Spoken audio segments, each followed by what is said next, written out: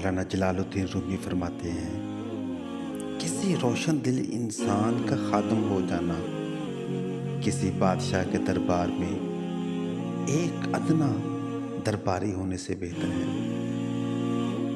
آپ فرماتے ہیں، روٹی کا ایک ٹکڑا کیسا لگتا ہے یہ اس پر منحصر ہے کہ آپ کو بھوک لگی ہے یا نہیں۔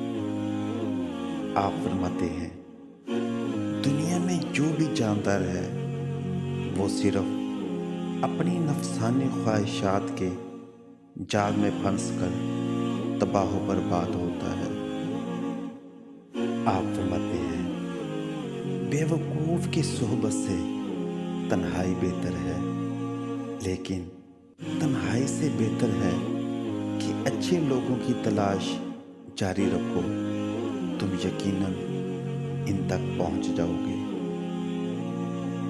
آپ فرماتے ہیں، انسان دنیا میں بہت سے برے کام مختلف قسم کے خوف کی وجہ سے کرتا ہے۔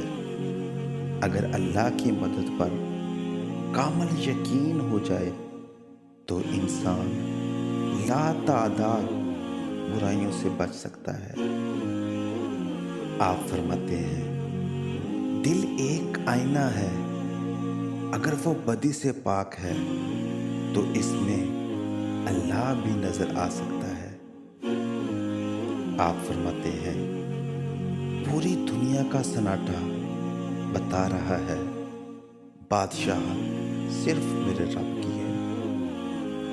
آپ فرماتے ہیں، دل کا بار بار ٹوٹنا اس بات کی نشانی ہے کہ اللہ تمہیں اپنی طرف مائل کرنا چاہتا ہے۔ اس پیغام کو محسوس کرو اور اللہ کی جانب رخ کرو۔ آپ فرماتے ہیں، غصہ چھپی ہوئی آگ کی طرح ہے، اگر تم اپنے الفاظ اس آگ میں ڈالو گے تو تمہارے لیے اسے سنبھالنا مشکل ہو جائے گا۔ آپ فرماتے ہیں، اگر آپ کسی کا دل جیتنا چاہتے ہیں تو محبت کے بیج بوئیں۔ اگر آپ جنت حاصل کرنا چاہتے ہیں تو لوگوں کے راستے میں کانٹے بکھیرنا چھوڑیں۔